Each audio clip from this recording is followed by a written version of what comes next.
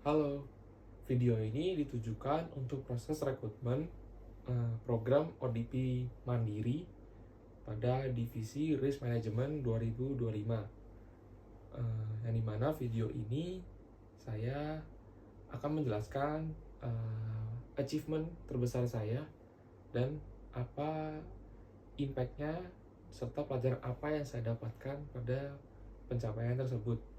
Sebelumnya, saya izin perkenalkan terlebih dahulu. Nama saya adalah Elang Syardewa Rizaldi, biasa dipanggil Elang.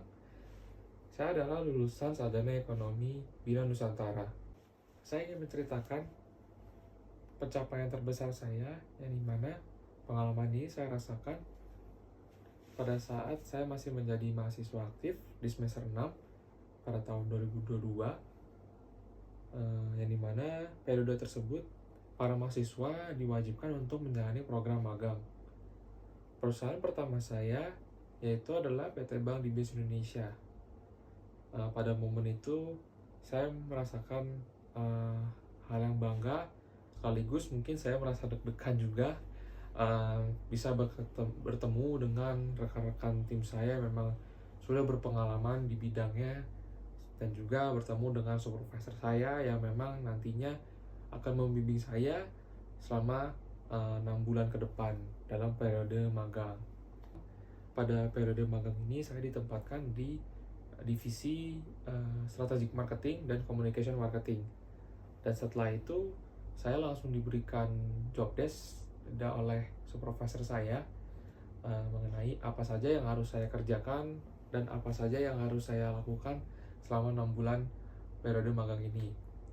Saat itu supervisor saya langsung menunjuk saya dan juga mempersiapkan saya untuk melaksanakan campaign project, yang dimana saat itu supervisor saya langsung menunjuk saya untuk menjadi leader dari campaign project ini. Saat itu saya merasa sangat kaget dan juga merasa sangat bangga. Yang pertama, mungkin ini adalah pertama kali saya memimpin project campaign yang memang itu adalah tanggung jawab yang besar buat saya. Lalu juga ada perasaan bangga juga, saya juga diberikan tanggung jawab juga dari supervisor saya untuk bisa menghandle campaign project yang besar ini.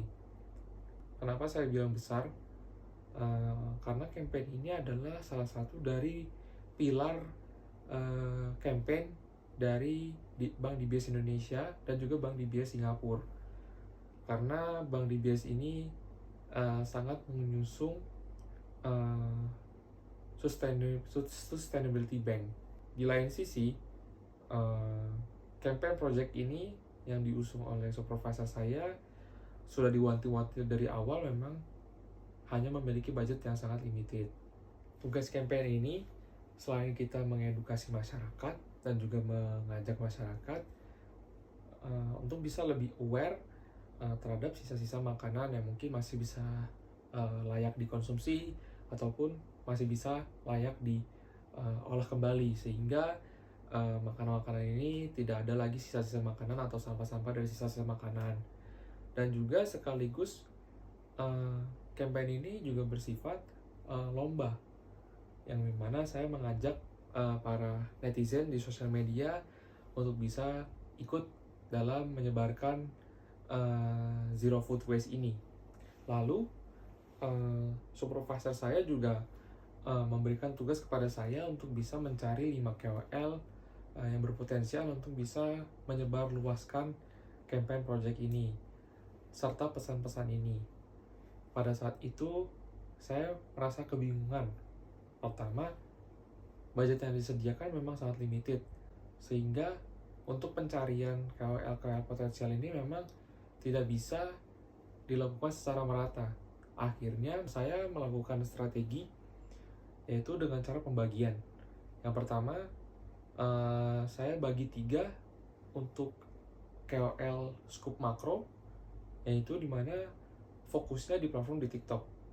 Terus yang kedua, saya bagikan 2 KOL untuk scope mikro, yang dimana fokusnya untuk di platform Instagram. Setelah melakukan diskusi dan juga pemilihan KOL, akhirnya strategi saya disetujui oleh supervisor saya, karena memang kita sebagai tim memang memfokuskannya campaign ini di platform TikTok, dan budgetnya juga bisa disesuaikan di platform TikTok ini untuk KOL yang TikTok. Jadi penyebarannya juga mungkin lebih luas di TikTok. Dan untuk yang di Instagram, dari segi konten juga memang mengusung terkait campaign ini, tetapi skupnya memang lebih kecil dibandingkan di TikTok. Periode campaign ini memang bertepatan sekali dengan bulan Ramadan, jadi saya juga memiliki ide terkait apa yang bisa dilakukan oleh para KOL dan juga para partisipan yang ingin mengikuti lomba campaign ini, yaitu saya mengusung ide yang dimana mengolah sisa-sisa makanan menjadi menu-menu takjil yang kreatif. Mungkin ide ini cukup absurd dan cukup menyulitkan kepada partisipan, dikarenakan partisipan harus repot untuk masak ataupun berpikir menu apa atau takjil apa yang harus dibuat. Lalu saya juga berdiskusi terhadap supervisor saya dan juga tim. Memang ide ini memang sempat diragukan karena memang dan pasti akan menyulitkan para partisipan. Dan saya mungkin tidak menyerah karena saya meyakinkan supervisor saya dan juga tim, dikarenakan bulan Ramadan ini adalah momentum dan juga potensial engagement-nya bakal naik. Jadi setiap ada konten berbau makanan ataupun bertemakan dengan takjil, otomatis akan rame. Jadi walaupun memang ide ini adalah sangat menyulitkan, tetapi kalau misalkan dilakukannya secara beramai-ramai, konten ini akan berpotensi untuk bisa viral. Setelah berdiskusi dan juga pertimbangan, akhirnya supervisor saya dan juga tim menyetujui ide saya ini. Setelah kurang lebih selama 1 bulan pembuatan campaign ini dan juga berjalannya campaign ini, saya berhasil mendapatkan 110 partisipan yang mengikuti campaign ini.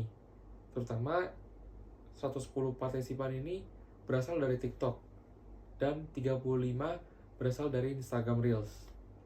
Dan hasil itu sangat memuaskan bagi saya dan juga tim saya dan juga supervisor saya, dan saya berhasil mendapatkan apresiasi dari atasan saya dan juga dari supervisor saya dan juga dari tim saya, serta dari tim-tim dari project campaign di Singapura.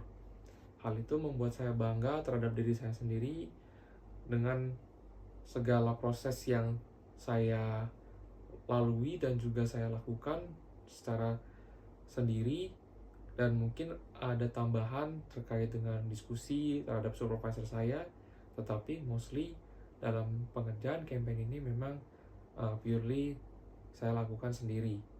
Pengalaman yang saya terima pada saat saya menjalani magang ini adalah, walaupun kita hanya sebagai anak intern, ketika dikasih kesempatan dalam melakukan atau menjadi pemimpin dari sebuah project, lakukanlah dengan sebaik mungkin dan juga harus memiliki rasa tanggung jawab yang lebih juga terhadap project yang kita sedang pegang, sehingga hal tersebut akan menjadi